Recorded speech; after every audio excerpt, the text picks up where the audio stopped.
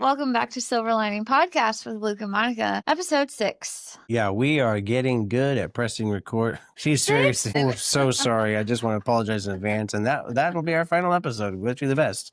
Wow. I'm sorry, I hear it all day. Yeah, we have 4 kids. It happens. You want to explain what that means? Because if somebody's listening to this like 3 years down the road, they might not know what that means. Well, look it up in the dictionary because it just became the 2025 word of the day or word of the year. I thought that was a joke. No, that was a real serious? thing. Oh, that's great. Yeah, so I didn't know. I just want to say, if you don't know what 6'7" is, then you were just along with the rest of the world because it doesn't mean anything. That's the point. So anyway, let's get back to the real content here. Start your timer. Well, we were going to talk about candy tax. We're still tax. Yeah, yes. Candy tax. We're not in a political fashion. Monica walked out as the kids were divvying out candy and trading candy. I didn't know that was such an important deal, but my kids like to trade their candy, and they got quite a bit. It was like an Olympic event. Oh man! And so she just happened to mention that her favorite candy bar. She doesn't like chocolate, but her favorite candy bar is Butterfinger. And she just casually referenced it. And she walked out of the kitchen with a bag. I got this tiny little bowl to use. Yeah. And Yes, all the sacrifices have been made. Apparently the boys needed to pay their dues anyway. They were behind for many reasons. And anyway, so there's our candy tax conversation. And so in our studio, which is our extra bedroom, which isn't really an extra bedroom, we just commandeered it for our office.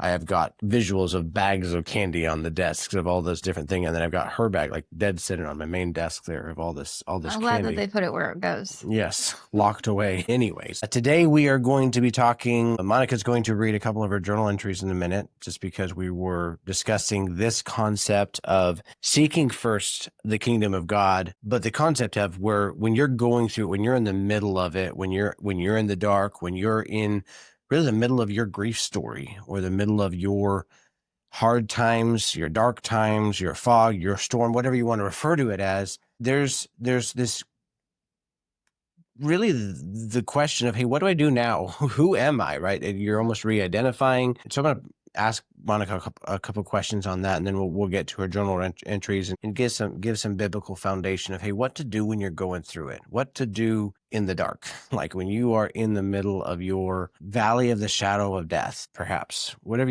you refer to it. What are you going to do there? And obviously, I have found that everybody I talk to is at a different place in that valley, meaning that some people are pastors and you're in your own valley and you're a spiritual leader, but you're still serving through it. You're still leading and loving on others through it. And some of you are maybe even pastors' wives where you are still relied upon heavily by your husband and by the ministry. And then I've met other people who aren't even in church. They're not even walking with God. They're trying to come back to God and they're having a struggle really getting back to the place where they have a deep relationship with Jesus. But based on that, so I want to just talk about, like, hey, what do you do when you're going through it? And so, Monica, I want to throw this to you. For someone who's been through this, I mean, really, it is kind of a re-identification. It's not because our identity in Christ changed. It's really just us really leaning into our identity in Christ versus whatever identity we picked up. For someone who's been through that process of going through, I am married and then I am now divorced and dealing with that. Talk about that fog that you're in when you're just starting to get into the reality of that time of your life where it is dark. Because your purpose changes, like it was a life, and then you kind of go from that taking care of your husband to, okay, I'm not doing that anymore. Who am I?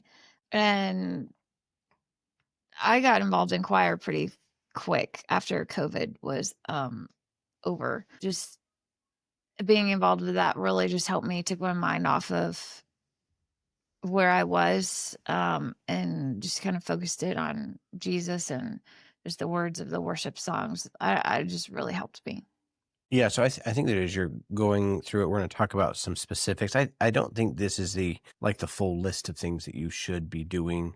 I think it's a framework that you should consider. If you have no place to start here. If you don't know what to do next, start here. So the first concept is this: you really need to seek first the face of God. And I know that might go without saying for some of you, just because you know that's the right answer, but I want to talk about the right answer. For some of us, the right answer is so simple, yet it's literally what we've not been doing or what we haven't done. And to be able to make that the priority and say, no matter what, I'm going to walk closer to God through this, no matter where you're coming from, no matter what your grief story is currently, no matter where you're at in that grief story, if you can make them a commitment and say, hey, no matter where I'm at, no matter where I've been through, no matter how far away I am from God or how close to God I have been during my trial, during my storm, I'm just going to trust God through this.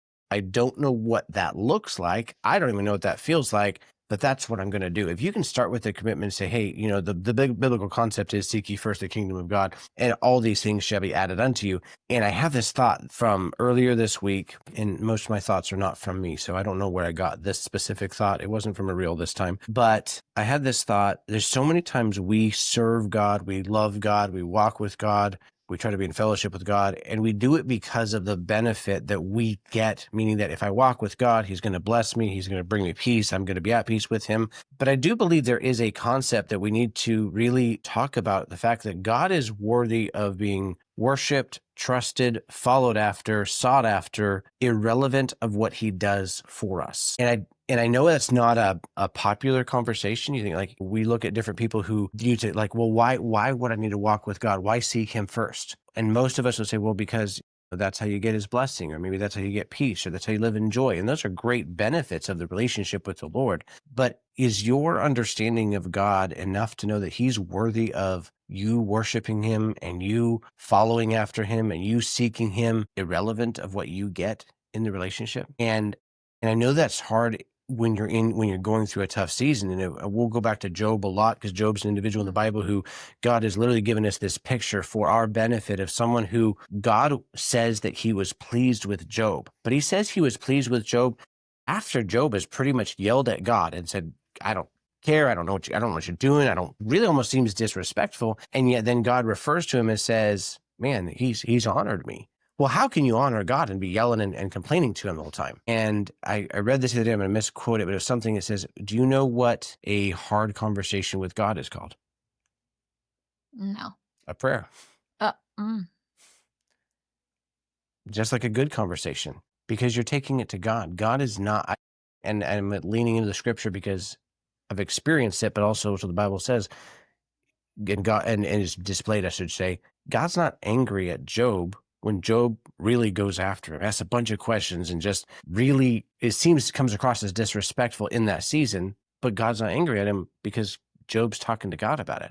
I think where we get off track sometimes is when we go to other people and other individuals, and we're so quick to maybe blame God or be angry with God or be bitter at God. And to be honest, I don't think any of us fully understands everything about God. Let me rephrase that. I know that none of us knows everything about God or understands everything about God.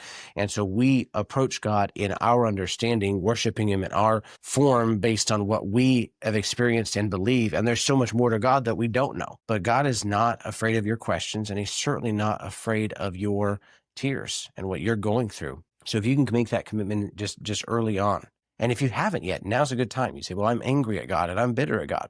Well, stop. It's a decision. So, I mean, it really Yes, it is. And I is. know it's not an easy decision. It's one of those decisions. It's like push-ups, right? Push-ups are super, super simple, but they're very difficult to do too many in sequence, right? And I wouldn't know because I don't do them, but, I was thinking yeah, pull-ups. we're not talking about this.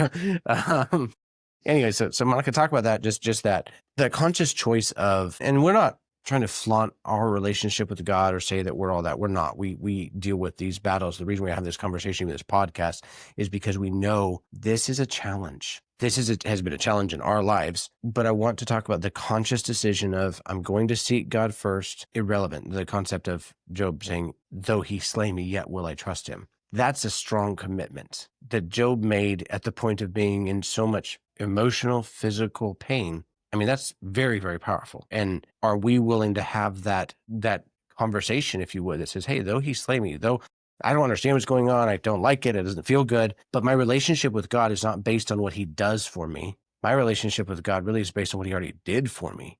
And if he didn't do anything else for me, I'm still a pretty lucky man. Yeah. Yeah. Yeah, So exactly. I was thinking of the phrase that our pastor says, when you don't know what to do what you know to do. Like when you're just in a season of like, I really don't know what to do or what the next step is. Well, do what you know to do. What do you know to do? Read your Bible, pray, go to church, serve. That's what you know to do. And if you're doing those things, I think God can speak to you through doing what you're supposed to be doing. Right, because I will guarantee this: if you don't do what you're supposed to do, God's still going to communicate with you. It just may not be the way that you want Him to communicate with you. Because if you're not willing to do what He's asked you to do in the simple things, if you're not willing to be faithful in the little things, don't expect Him to do great things in your life. I'm not saying He can't or won't. The Bible makes it clear: "Call unto me, and I will answer you, and show you the great and mighty things which thou knowest not." And most of us aren't willing to just obey in the call aspect. Are you even calling on God? The concept of, we talk about prayer all the time and we pray all the time, but there's been seasons in my life where I've talked about prayer more than I've prayed. And if you're in that season of life where you've asked for prayer more than you've actually prayed, where's your faith? Because what you're displaying by your actions is your lack of faith. No, go wrong. Asking for prayer is great. Ask for a lot of prayer. Ask for all the prayer you can. In fact, right now, if you have a prayer request and you're on YouTube, type in the prayer request in the comment section. We'll pray. We see those comments and we will pray. All 4 comments we've had so far. I just want to throw that out there. We see the comments, right?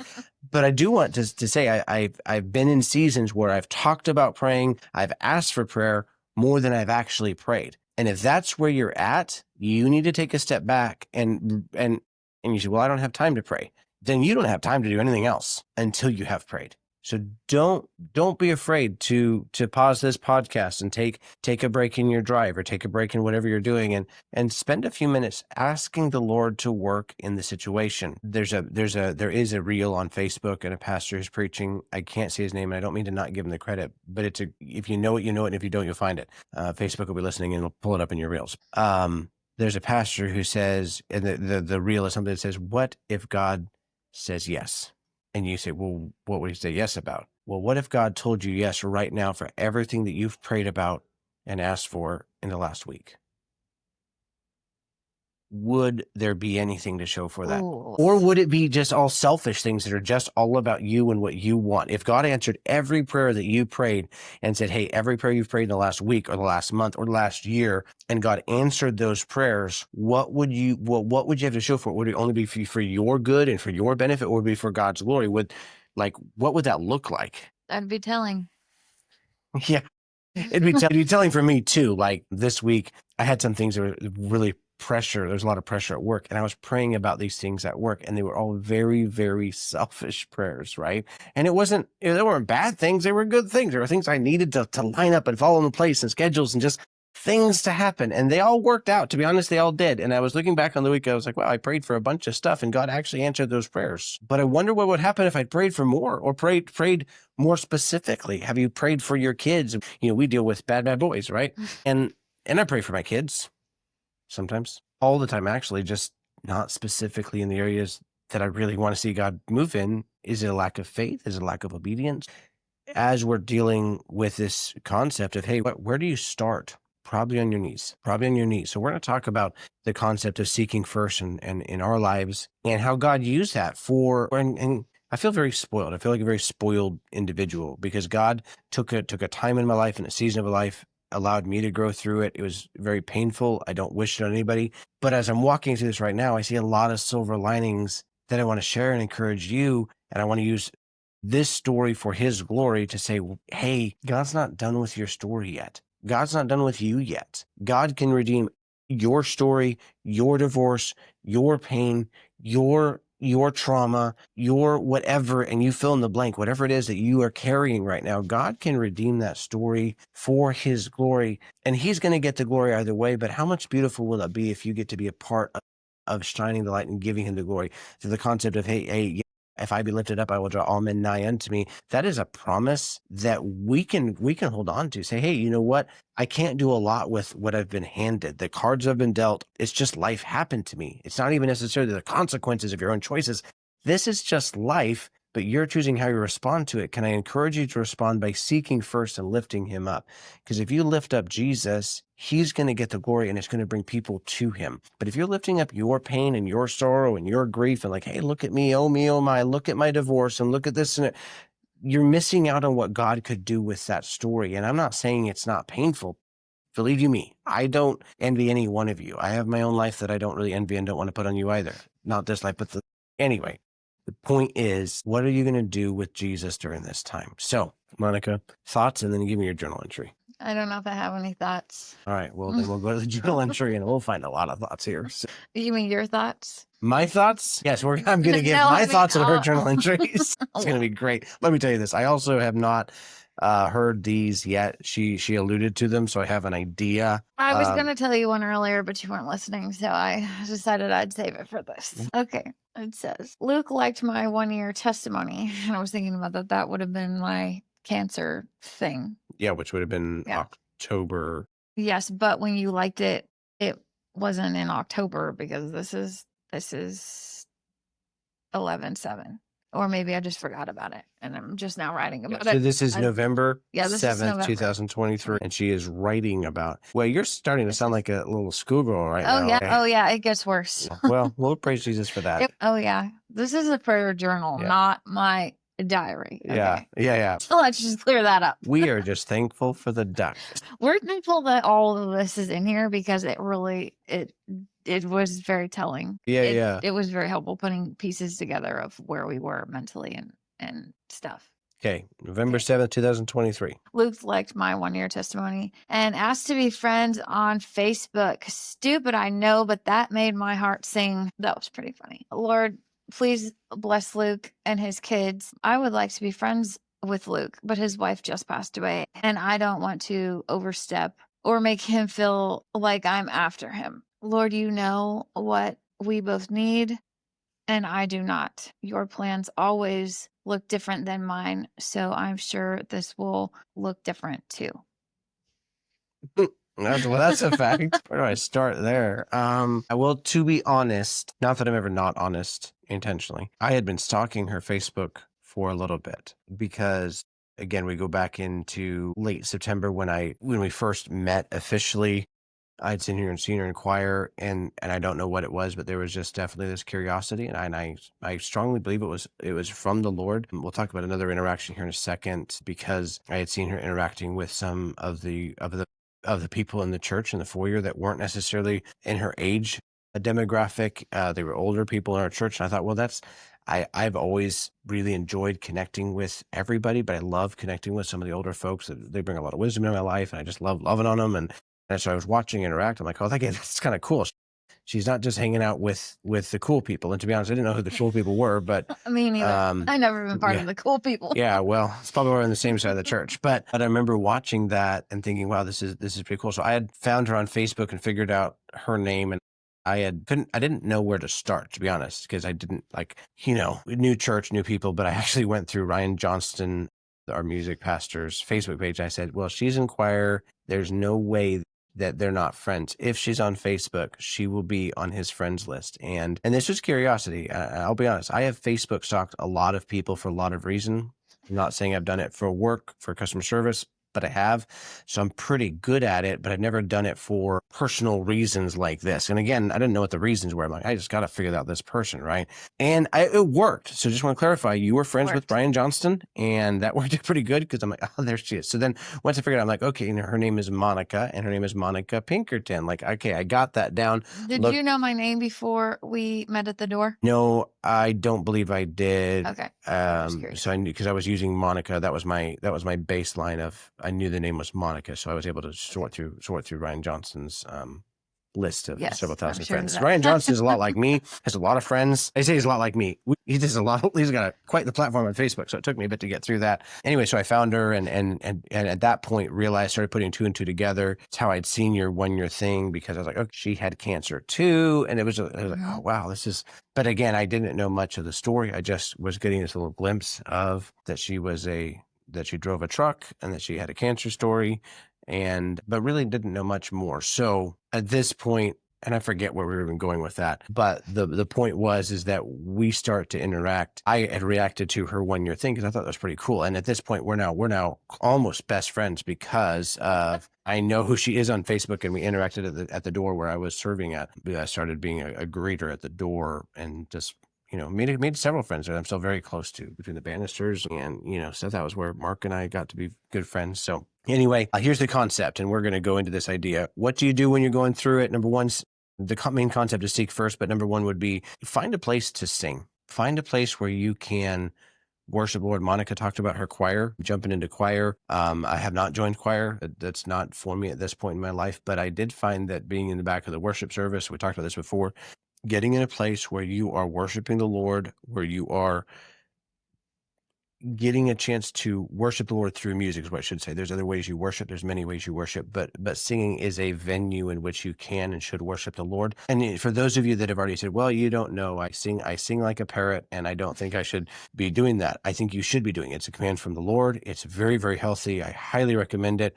So if that even just means it's in your own shower or it's in your own car, find a place where you are able to worship. And by the way, even if you're not singing, humming, or just acknowledging the words of the worship song where you are putting God first and foremost in your life. Because the concept here is this, I have this thought here. When you are seeking the Lord, you're realigning your heart to who he is before you start realigning your schedule and habits.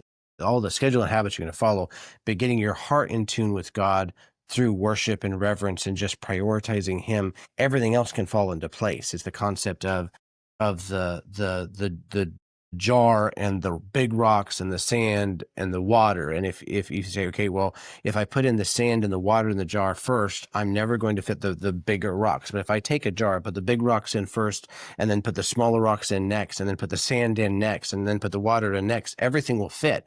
But if I don't put God or the number one priority first, the bigger rock, if I put the sand and the water and the small rocks in there, the big priority is actually not going to be where it should be. And so taking that in stride of, hey, if I'm just putting God first and choosing him first, I don't know all that looks like, but I'm going to start with, I'm going to make sure that I am worshiping and singing, ultimately praying to the Lord, where it's not just me in lament or mourning, where I'm not the one, oh me, oh my, God, fix all these problems or heal my heart. I think part of the healing of the heart is when you actually start praying for the needs of others and you start worshiping who he is versus what your problem is. And that's something I think is crucial. So Monica, talk on that for a And I second. think one of the things I like about singing is it reminds me of who God is, or even who God is to you. Yeah. Yeah, that's like we talk about that in choir, just about how, not only do we get to worship on Sunday mornings twice, we get to come to choir practice and we get to remind ourselves who God is for you. And in times of hurting or loss, it's just a great place to be, to remind yourself of who God is. Yeah. And I think, especially if you're listening to, there's a lot of music that you can listen to that can change your attitude. And I'll say this, there's songs I listen to that I very specifically listen to because I want to cry. And that might sound really, really like, what are you talking about? If you know grief and you understand grief and you understand what we're talking about, you know what I'm talking about. Where it is not, it is where I am intentionally trying to process my grief. And this is a way that I do it. Grief shows up unannounced all the time, but I also schedule my grieving times where it's times that I'm writing or I'm trying to be in my feelings to process really what I'm going through. I have songs. They're not godly songs. They're just songs. There's songs that I shared with Alicia that we shared together. There's songs I found after she passed away that really mean something to me. There's songs I shared with friends during that time that I was like, man, this one's got me. And some of them have nothing to do with love, loss, grief. They're just a song that the emotional stirring works. Be careful of that, because that's not always a good thing, because music can be emotional and there's a prince of the power of the air and you need to be very careful with that. But if you're listening to worship songs that are biblically soundly based from the word of God, there's different songs that we sing, like, singing about the goodness of God. That is based, I forget the Bible verse, but the concept, there's a Bible verse that talks about God running after us, right? And I didn't even like the song. I was like, well, that sounds like a stupid, repetitive song. Even when we sang it at my wife's funeral, we sang the goodness of God, and I changed the chorus. I asked Pastor Ryan Johnson to change the chorus because I didn't like the whole repetitive chorus. And so we sang God is so good instead. You say, well, that's, don't ask me about it now. I don't want to talk about it. But we changed it because of that. But that song is biblically based. It reminds us of who God is. It reminds us of who we are to God. And there is such a strong, strong essence of worship that is about God, but also a reminder of our identity in God and through him. And so I think singing, worshiping, listening to the right music is absolutely crucial as you're going through it. So choosing what you listen to, we'll talk about that in a second, but get to a place where you can sing. Even if it's not in the back of church or in the choir, get to a place where you can sing about God and to God and really have that be an opportunity of surrendering during that time. And for me, that was very healing during that whole, even now, it hasn't changed. I've been doing the same thing for a couple of years at church, where missing the worship service is not going to happen. So, Yeah. yeah. I just thought of something. I remember when I moved in with my parents after my divorce, and my mom would pray with me at night before I would go to bed, and she would pray that Jesus would give me a new song, put a new song in my heart, because I felt like my song was gone almost. Just this kind of who are you? Yeah. Where I don't know. I've heard that before. I've heard that with several individuals that I've talked to as they're going through their, divorce specifically, where even if the marriage even if the marriage was a rough situation, that's what led to the divorce. There's just, life takes you through things that like, it just feels like it takes away your song. It takes away the energy or the desire to, however you want to say it, right? It really is just a heavy. I remember talking to a dad recently that I've been praying for his daughter as she was going through divorce. Really, we connected when Alicia passed away. He shared some things that were just close to his heart, and it was very private. But he mentioned several months, almost a year later, he's like, "Oh, she's got her song back." And it was really cool because he was talking about just the interactions and being able to see that. We see this at our church even now. We have a lot of individuals, male and female, in our church. I say a lot. We have a large church, so percentage. Think with that.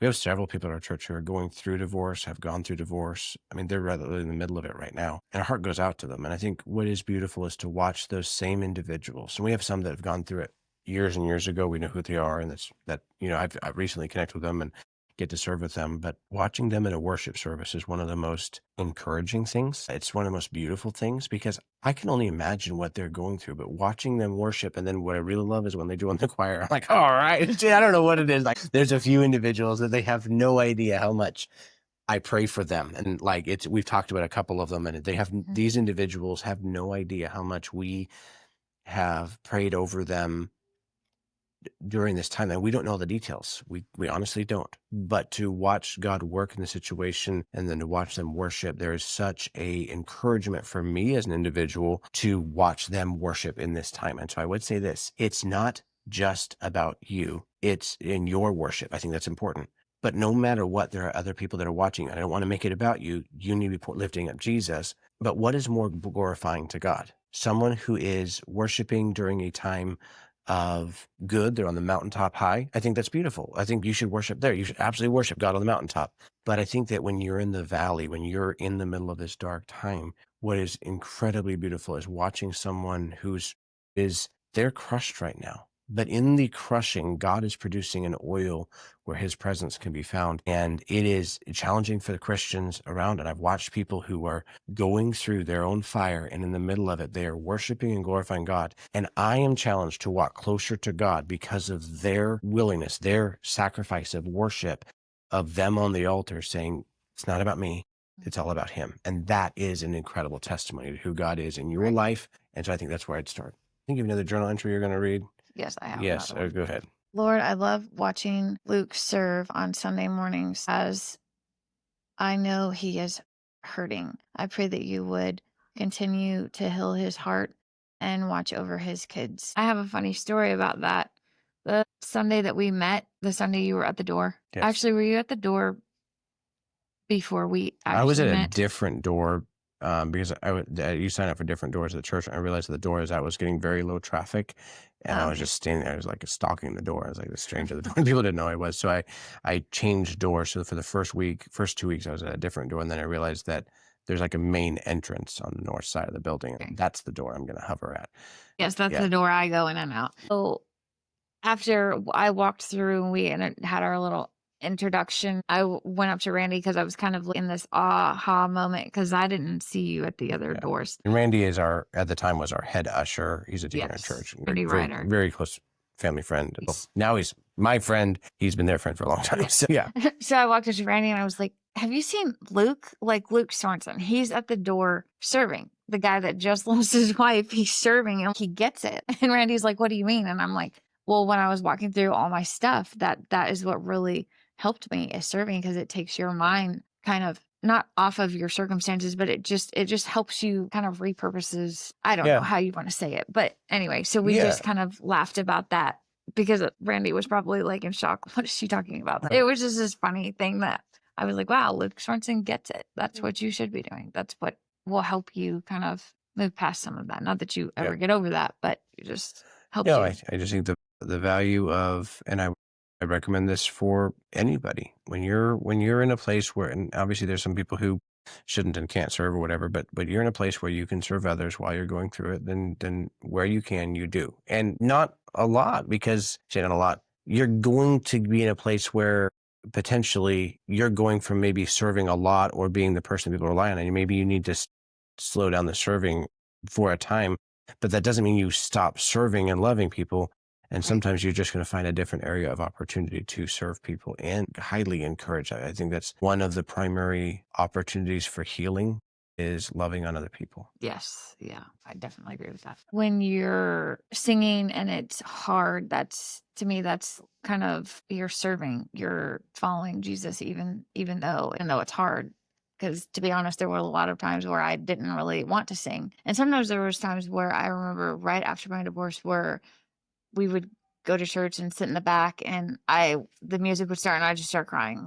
I didn't even have it was hard to sing. So I Yeah. think that's a good um, just sing even when it's hard or yeah, I don't know Well, what to say. yeah, I would even talk about that, because I guess I'm saying to sing, but also I'm very aware that how difficult it is to sing when you're crying. You're, you it is a picture of praise to have your head down weeping and your hands held high. For those that are, I know that we might worship differently, but we all worship in our way to our God that we know, to Jesus Christ, right? And so whether you lift your hands in praise or not, that's I'm not saying what you should or should not do, but I'm saying that's what God has compelled me to do, where I am trying to sing. I want to sing, but there's no voice.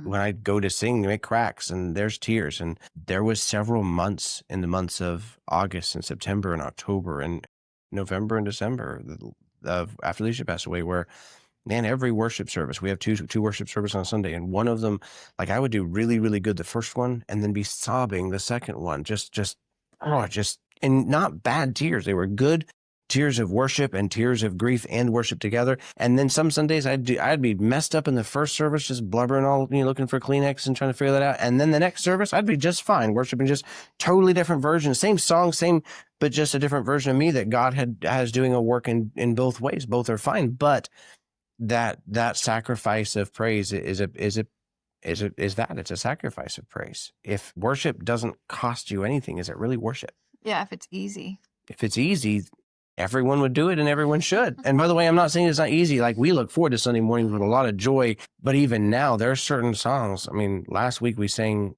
Same God. And then the week before we sang The Goodness of, like, it, maybe we sang both. I don't remember, but it's just, those songs stir an emotion, and they're feel good, but they also feel hard because of the reality of what's behind them and the memories that go with with those chords.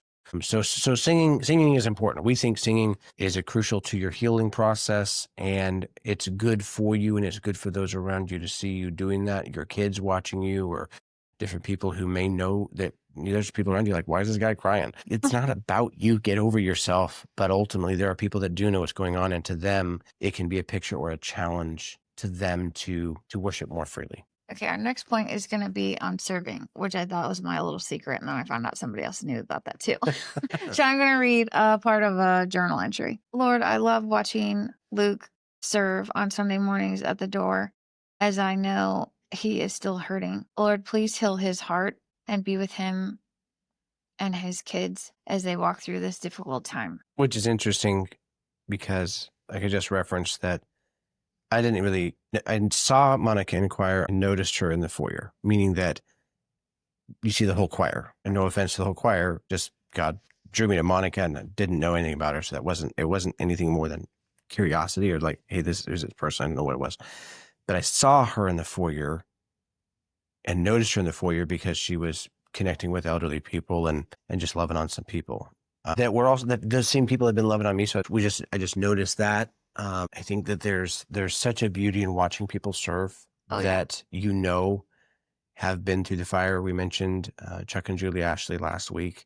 I get to serve with them now, but at the time they were just loving on us after Alicia passed away, watching them serve us. And I didn't realize or comprehend they had just lost their daughter a year before.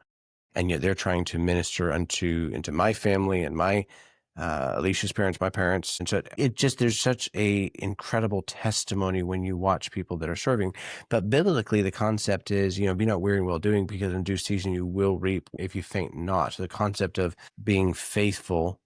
There's a lot of other Bible verses on serving. We're not just talking about that one, but serving does something in our minds, because it does, and in our hearts, it does take the attention and the focus off of whatever we're feeling and going through, and allows us to put in perspective. There's other people that we can love on, instead of saying, why me, or oh me, or oh my. It really says, oh, who can I love through this? Who can I encourage through this? And sometimes you'll start to find that your stories start to be redeemed in a beautiful way, where God's in the glory, because God starts using your story to encourage other people in different fashions that you hadn't thought that that would even impact. But there is a testimony to, if you can give the glory to God, if you can lift him up in worship or in service, there's a perspective and a heart change that really starts the healing process. But I will say this, and Monica, you'd like to get your thoughts on this. There are times that you're not in the right headspace to serve. I think serving is important. I think worship is crucial.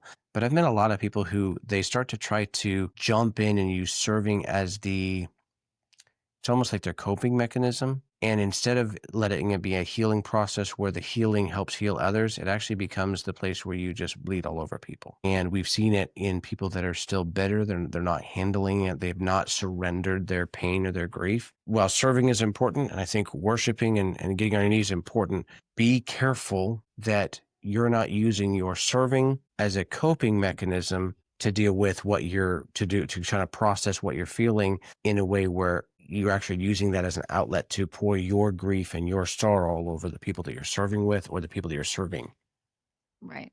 Well, I know after my divorce, COVID happened. And so, we were watching at that point, we were watching church from home.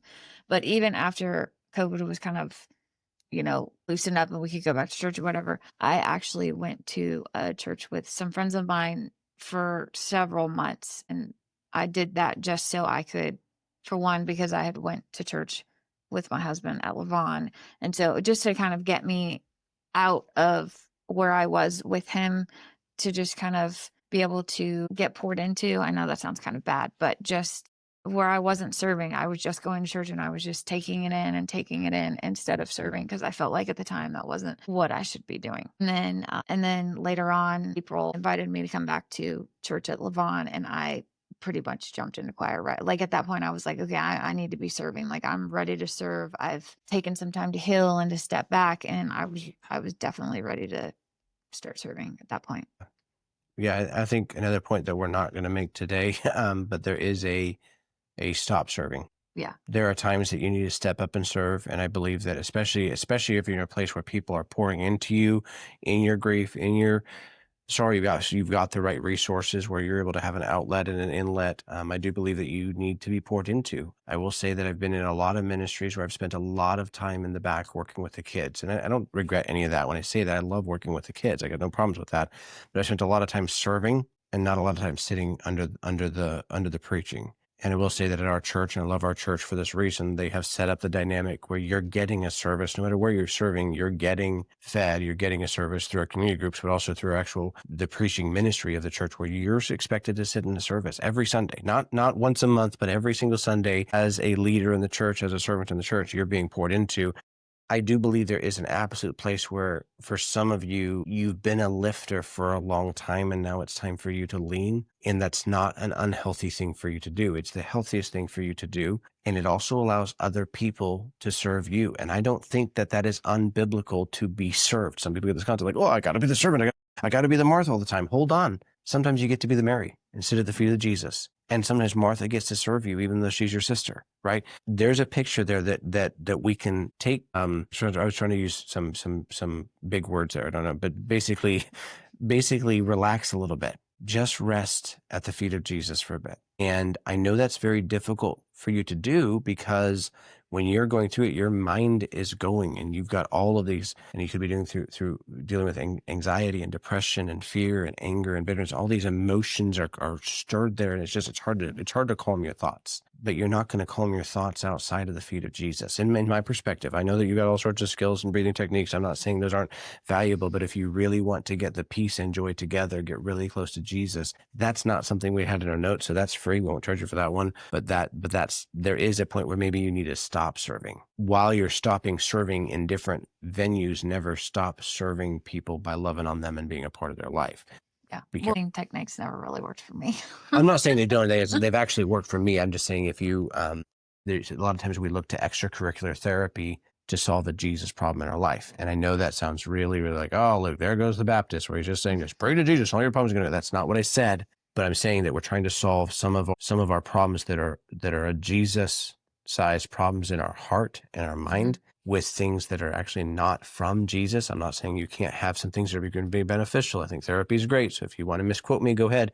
But I do believe that Jesus is the answer. Jesus is the answer and has provided therapy, breathing treatments, and other techniques, including medication sometimes as needed to make sure things are where they should be. So finally, after serving, we're going to wrap this up because we are 30 minutes over time. But I want us to talk about this, stewarding your inputs and your outputs. And this was something, in fact, when I asked Monica to marry me, I referenced this.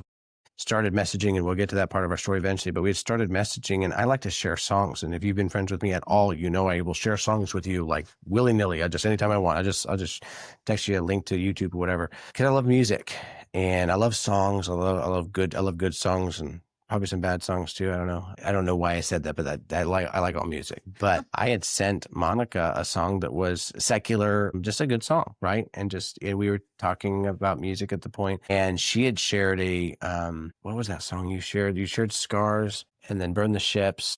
And then there was one more that we sing now in church. This is our God. This is our God, right? And that one, and I had just started following Phil Wickham's music, and you sent me that. Okay.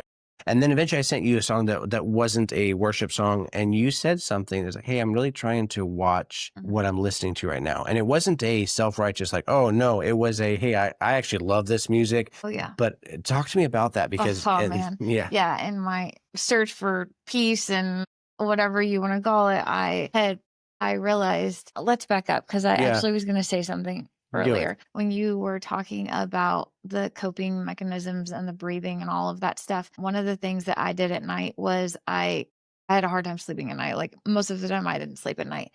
So I would turn my Bible reading app, and I would fall asleep to my Bible reading app, like night after night after night, because that helped me sleep. And I have no clue why I was telling you that. Inputs and outputs. Yes. And so I was doing that, but through the whole music thing, it was just something that I had realized that the more Jesus I put in, the less worried I seemed to be. There's just a calming effect of just my body would calm down.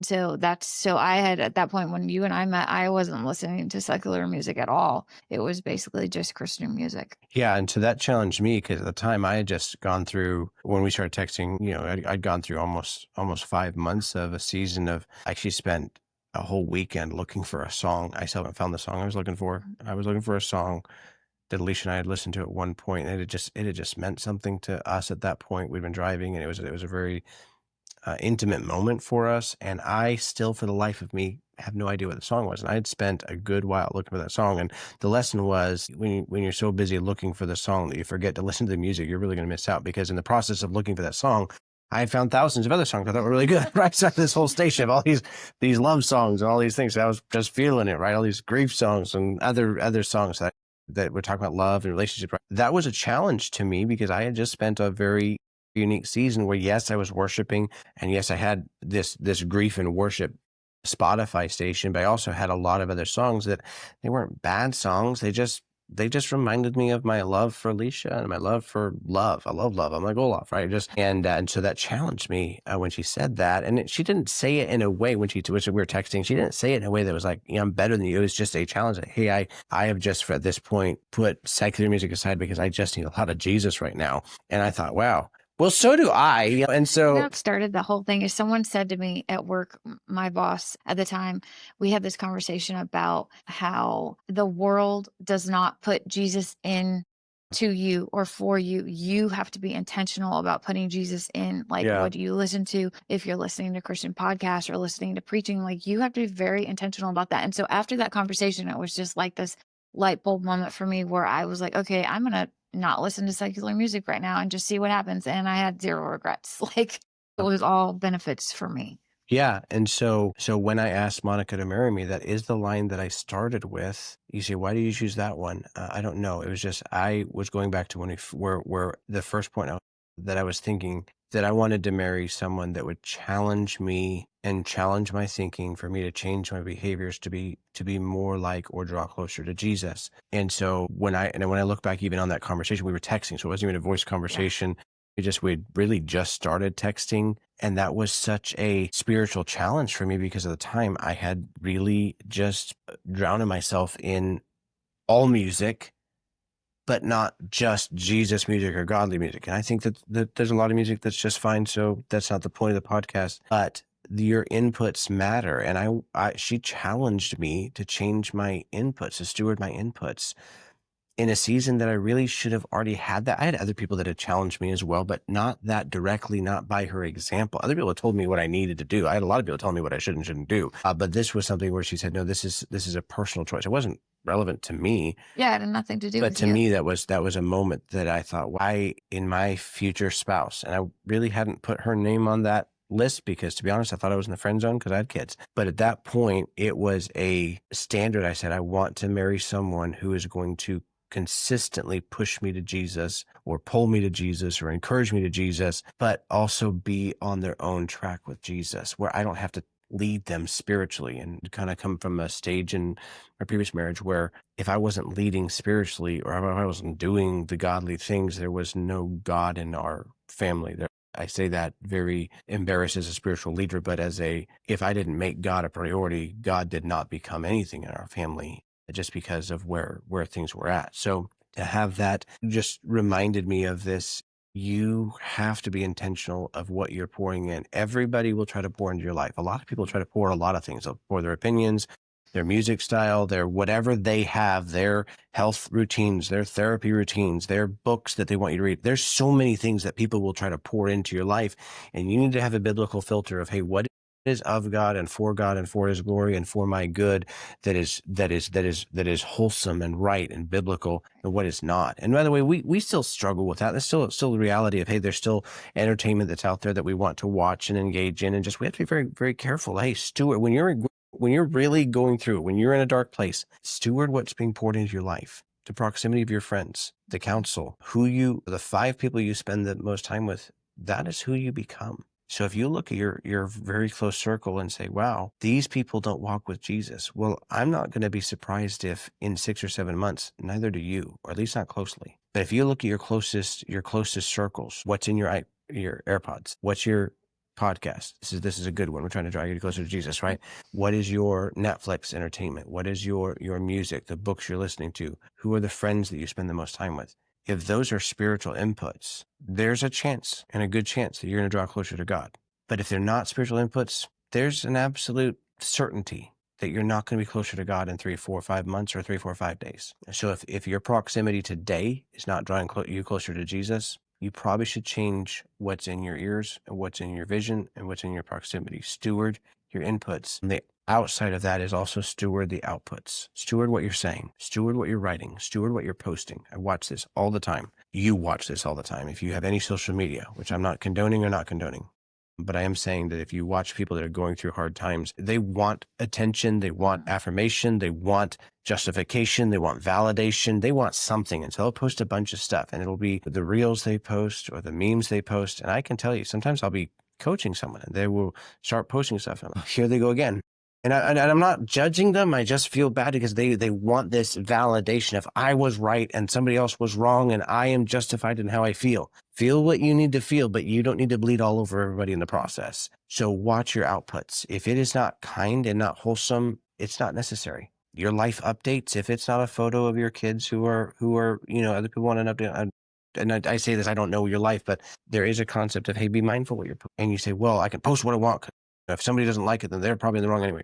Okay. Or maybe you're just immature. And maybe you need to be mindful that out of the heart is what comes out of the mouth. Well, what you post on Facebook and your different social things, a lot of that says I'm not guaranteeing that because I see a lot of people post spiritual things. I know they're not. So don't get me wrong. Like, it doesn't work both ways. But the concept is what you post will either point people to Jesus or point people to yourself. So just be careful. And so that's a lot.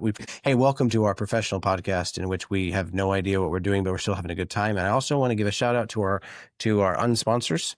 We don't have any sponsors. If we did have a sponsor, it would probably be, I don't know. What did I say we were going to get sponsored by? Yeah, our unsponsors. Oh, it's probably Aldi's. Aldi's doesn't sponsor us, but They we should. We buy their food yeah, we buy their in food bulk. in bulk. Yeah. So anyway, hey, thanks so much for logging in and listening. We'd love to get some feedback from you. So please comment if you're on YouTube. Comment where you're from. Tell us how we can pray for you. Also subscribe, hit the bell, and if you're on podcast or any other version of where you listen to podcasts, whether that's Spotify or all the other places you listen. Podcast implies Apple. So if you listen to podcasts, we're glad you're there. We'd love to get a 5-star review from you. Anything less, we'll take in an email. But thank you so much for your time. We'll see you next week.